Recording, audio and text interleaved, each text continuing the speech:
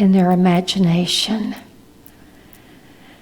Now, were many of you taught that as children? Frank's not here this morning. We know for certain he was, because he grew up in the Unity Church, and that's one of the big teachings. Were others of you taught that as a child? I don't know that. Were you? Good. Susan was. I don't think I was. I remember my sister sometimes was criticized because she was a dreamer.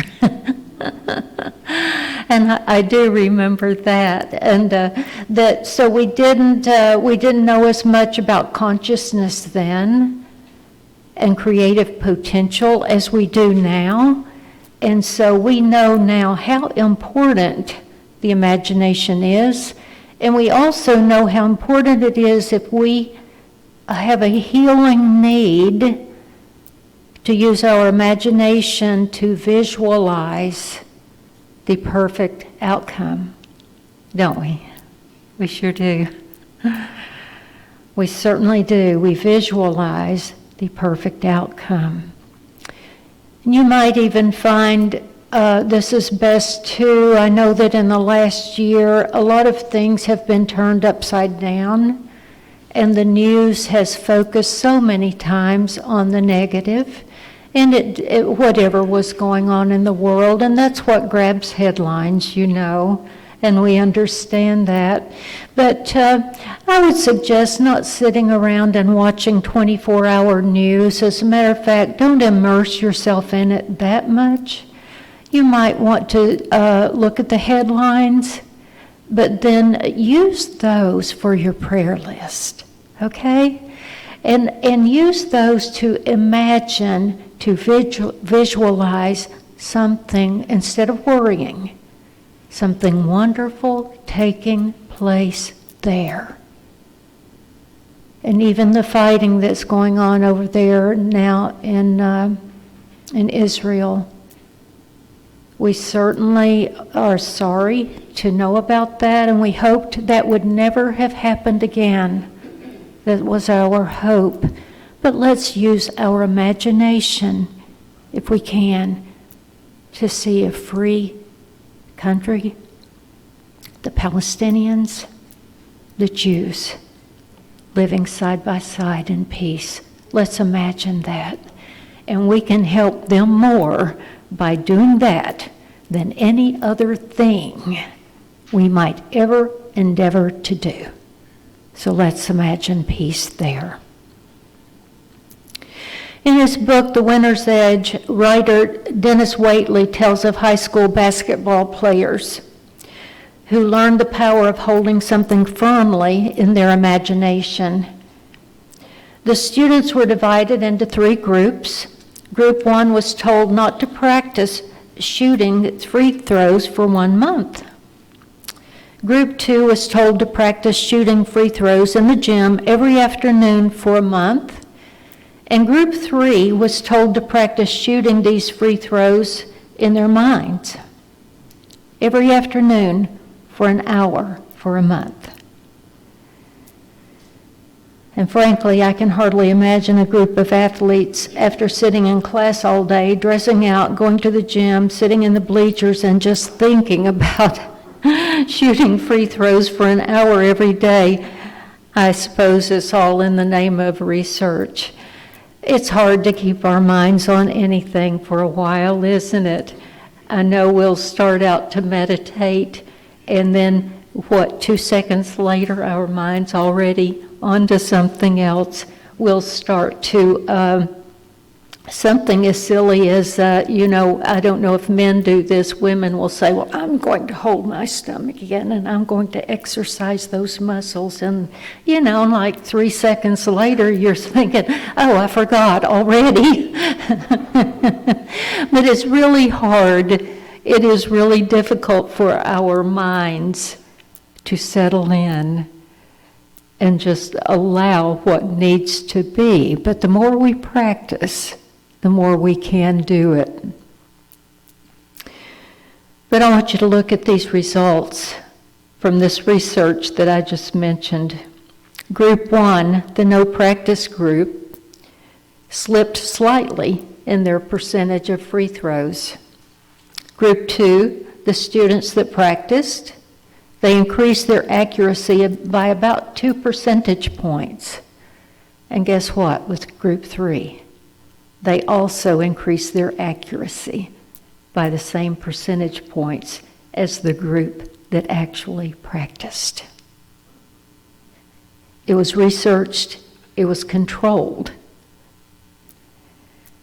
So neuroscience is just now discovering that there are biological reasons for this phenomenon that William James talked about so long ago. Here's the point. You want to excel at some endeavor? Do you want to improve your outlook? Is there a skill you'd like to perfect? Do you want better relationships? Or would you like to replace your fear of something? Maybe it's speaking or singing in public, performing, heading up a project with more confidence and courage.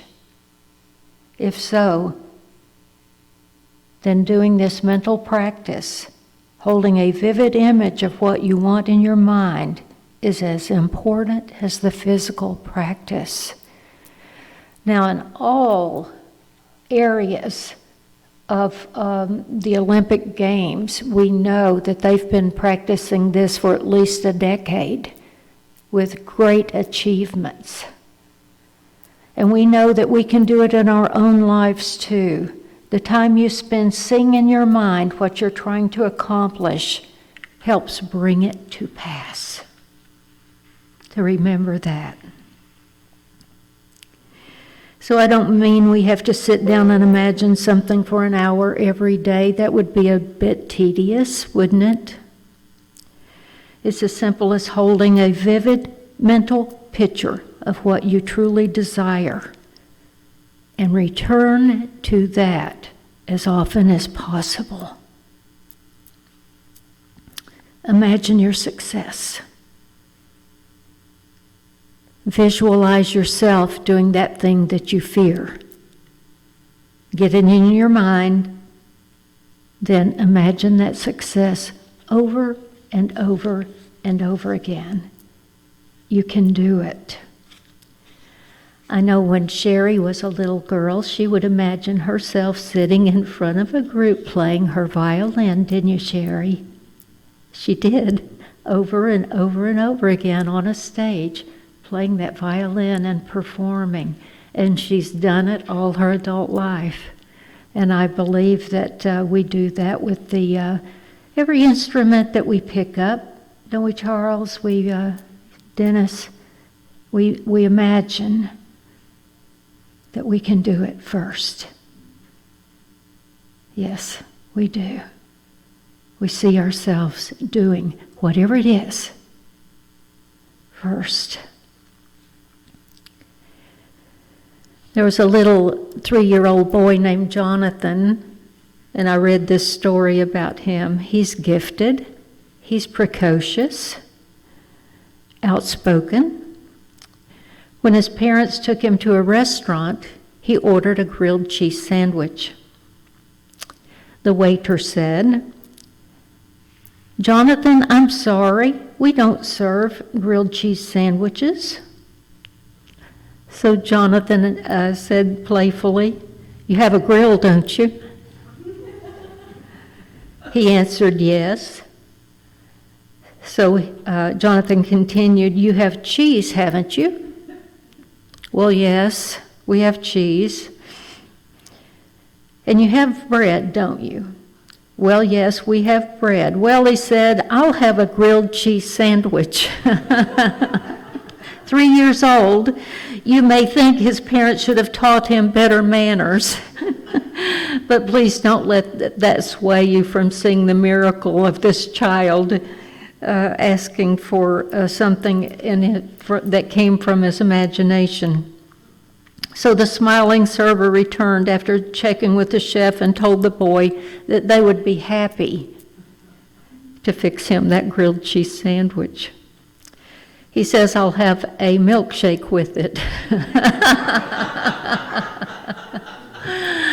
So the patient server says, well, yes, we do have milk. We do have ice cream, but we haven't any syrup. He says, well, you do have a car, don't you? No, I'm playing with you right now. That would be rude, and that would be rude of the parents to allow him to do that. But there's always a solution, and our imagination can help us with that. Whatever other intellectual gifts Jonathan seemed to have, the trait that is serving him best is his imagination. And Albert Einstein famously said, imagination is everything. It is the preview of life's coming attractions. That's cool. He was one cool guy, wasn't he? In other words, what we can see in our imagination today, we may experience in our lives tomorrow. Imagination is more important than knowledge, he also said. So could it be that we might be held back by not using our imagination to its fullest? Oh, I'm certain that's true. I'm certain each of us has been guilty of that. So if we believe nothing can ever be done, then it won't be, will it? That'll be the end of that. What if we were to look at things differently? What if we approached it in a different way? What if a creative answer could be found? What if we began every thought process with those words? What if? What if? What if you have bread and cheese? So imagination is everything. What if I used those words, what if, more often? And as with anything, as I mentioned earlier, we need to stay focused. Anytime you get on the computer, there are 1,000 digital distractions, aren't there? Facebook, Twitter beckon your attention.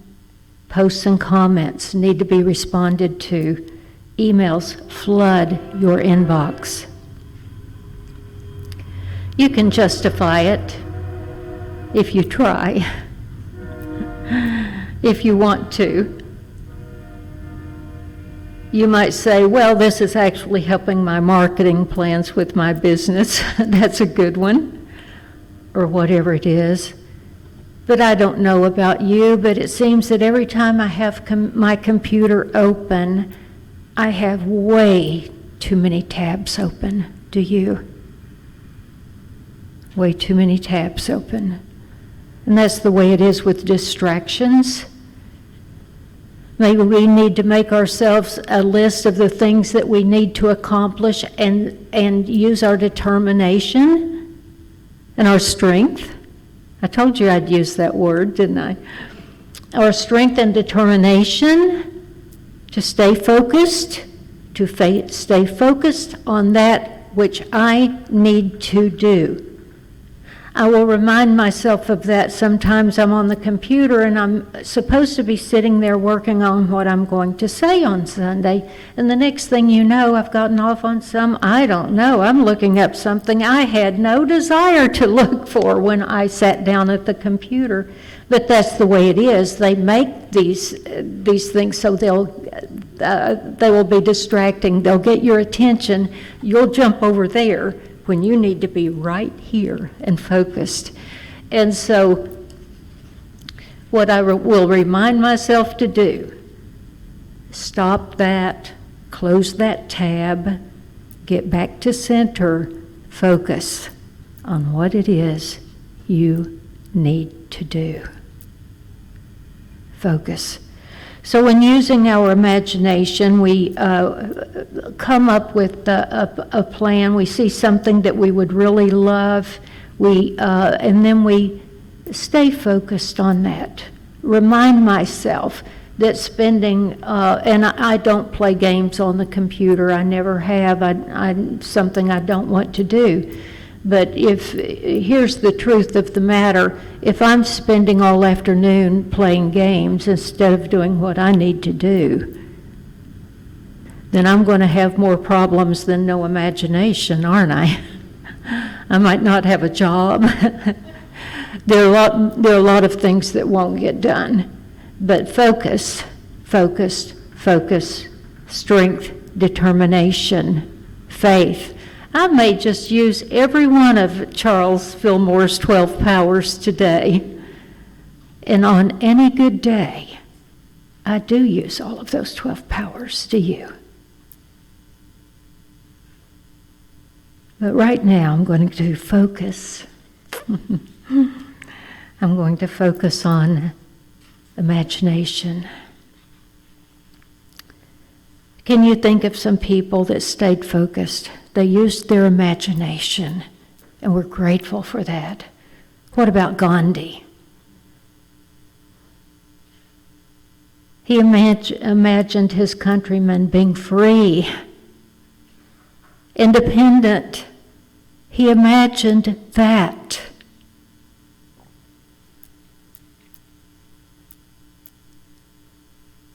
He was massively instrumental in helping free his countrymen from their British colonialist enslavers, overlords. He used his imagination. He came up with something like non-violent protests. Imagine that. Cool, huh? So while the rest of India was focusing on how badly they'd been enslaved by the British, this guy was dreaming about a country that would be free. Good for him. Good for him. Through nonviolence. He had a dream, like others who had a dream. Martin Luther King Jr. did the same thing. So did Nelson Mandela. So did Martin Luther King. Martin Luther. Jesus. How about Buddha? All of these people. How about Joan of Arc, Mother Teresa, Madame Curie, Jonas Salk? Whoever it was, and I was thanking them for that the other day, that invented the sewing machine. Thank you so much. This was a person that observed that fingers get sore if they keep punching this needle in and out, and actually it's slow. It's a slow process. That was imagination. Punching this needle in and out, and actually, how about Thomas Jefferson and others who provided a better world? They imagined a better world. I believe in imagination. I believe in staying focused on what I know to be true and can be true. I believe in imagination for all of us. What if we believe in staying focused and on what I know to be attention onto something that we know would be the best for the world? So the more you focus upon these things, the more you'll see your reality becoming and showing exactly that. Imagine it. Put passion with it. Bring your good to you and to the world. Imagination has a role in everyone's life. It's not just idle daydreaming. It's actually creative. So what you need to know is that our imagination can influence everything we do, regardless of our profession. Jesus said, I assure you, many a prophet and many a saint longed to see what you see, but did not see, to hear what you hear, but did not hear. The imagination is the bridge between the heart and the mind, integrating both, allowing us to think, understand with our hearts, and to feel and emote with our minds. As I mentioned earlier, it's one of those 12 powers identified by Charles Fillmore.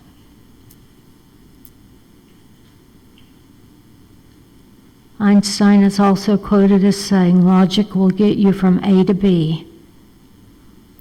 Imagination will take you everywhere. So this morning, we honor the great gift of imagination within all as we look at spiritual tools for awakening and increasing the power of imagination in our lives. Jesus said, even greater things than these shall ye do. Just imagine. Thank you for your time.